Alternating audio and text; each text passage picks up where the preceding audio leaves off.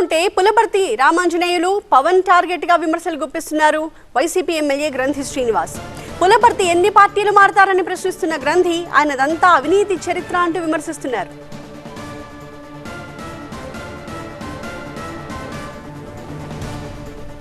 Pawan Kalyan target గా కూడా గ్రంథి శ్రీనివాస్ విమర్శలు గుప్పించారు. చంద్రబాబు దగ్గర జనసేన ఆత్మాభిమానాన్ని పవన్ కళ్యాణ్ తాకట్టు పెట్టారు అంటున్నారు గ్రంథి.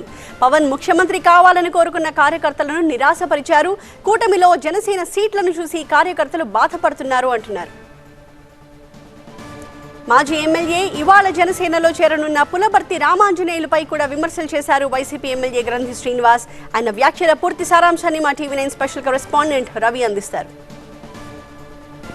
భీమవరం రాజకీయాలు వేగంగా మారుతున్నాయి. ప్రస్తుతం మనతో ఎమ్మెల్యే గ్రంథి శ్రీనివాస్ ఉన్నారు. సార్ చెప్పండి, పవన్ కళ్యాణ్ భీమవరం కేంద్రంగా పోటీ చేస్తారనుకున్నారు, కానీ ఇప్పుడు మొత్తం మారిపోతుంది ఎన్నికల సమయానికి.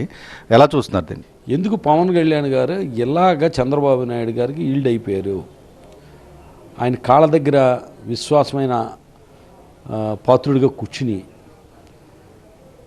తన ఆత్మాభిమానాన్ని, అలాగే జన సైనికుల ఆత్మాభిమానాన్ని కూడా తాకట్టు పెట్టే విధంగా వ్యవహరిస్తున్నారు అనేది వాళ్ళకి $1 మిలియన్ ప్రశ్నలుగా మిగిలిపోయింది. ఇదే పరిస్థితుల్లో భీమవరం వచ్చాడు. ఆయన మాట్లాడిన మాటలు చూస్తే ఒక రకంగా నాకు సంతోషమే కలుగుతుంది. ఎందుకంటే భీమవరంలో గ్రంథి శ్రీనివాస్ మీద నాకు ఎటువంటి కోపము లేదు అని చెప్పాడంటే, పవన్ కళ్యాణ్ గారు ఈ నియోజకవర్గంలో నేను చేసిన అభివృద్ధి కానీ, అలాగే ప్రజలకు అందుబాటులో ఉండడం కానీ, ఎక్కడ కూడా అవినీతికి తావులేని పరిపాలనలు అందించడం కానీ, ఇవన్నీ గ్రహించి ఆయన నిజంగా కూడా మనస్ఫూర్తిగా ఏంటంటే ఇండైరెక్ట్గా గ్రంథి శ్రీనివాసే ఈ నియోజకవర్గాన్ని తగినవాడు అన్నట్టుగా చెప్పడం నాకు చాలా సంతోషాన్ని కలిగించింది. సీఎం జగన్ గారు భీమవరంలోనే మిమ్మల్ని హీరోగా అభివర్ణించారు. ఇప్పుడు పవన్ కళ్యాణ్ కూడా మీ మాటల్లో మిమ్మల్ని పొగుడుతున్నారని చెప్తున్నారు. కానీ భీమవరాన్ని గెలుచుకొని తీరాలని కూడా జనసేన కార్యకర్తలకి ఆయన కోరినట్టు చెప్తా ఉన్నారు. ఎలా చూస్తారు?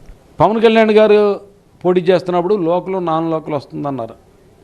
ఆ రంగం చూసుకుంటే ఈయన ఏదైతే మనం ఇప్పుడు జనసేన అభ్యర్థి అనే వ్యక్తి ఇక్కడ భీమవరం వచ్చి, భీమవరం ఎలా వచ్చాడు, ఎప్పటి నుంచి ఇక్కడ కాపురం ఉంటున్నాడు, ఏ కారణాలతోటి తన సొంత ఊరి నుంచి ఏ రకంగా వచ్చాడు, పారిపోయి వచ్చాడా లేకపోతే వ్యాపార నిమిత్తం వచ్చాడా, ఎలా వచ్చాడు, ఎందుకు అనేది నేపథ్యం అన్నీ కూడా రేపొద్దున్న ప్రజలు చర్చించుకుంటారు.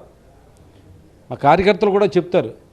అతను కూడా స్థానికుడు కాదు, ప్రజల కోసం, ప్రజలకు మంచి చేయడం కోసం మనం ప్రభుత్వానికి డైరెక్ట్గా రైతుల ద్వారా ఇప్పించాం. ఆయన ఏం చేశాడు?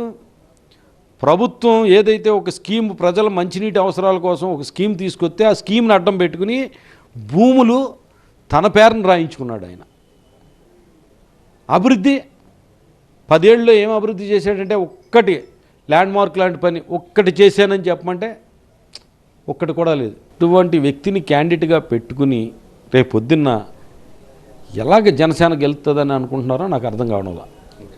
ఇది ఓవరాల్గా చూసుకుంటే ఖచ్చితంగా గతంలో పరిపాలించిన వాళ్ళు చేసినటువంటి అవినీతి అక్రమాలు, అదేవిధంగా తాను ఎమ్మెల్యేగా గెలిచిన తర్వాత చేసినటువంటి అభివృద్ధి దీని మీద ఖచ్చితంగా రాబోయే ఎన్నికల్లో ప్రభావం చూపిస్తాయని చెప్పి ఎమ్మెల్యే గ్రంథి శ్రీనివాస్ చెప్తున్నారు. కెమెరా దుర్గాతో రవి, టీవీ9 భీమవరం నుంచి.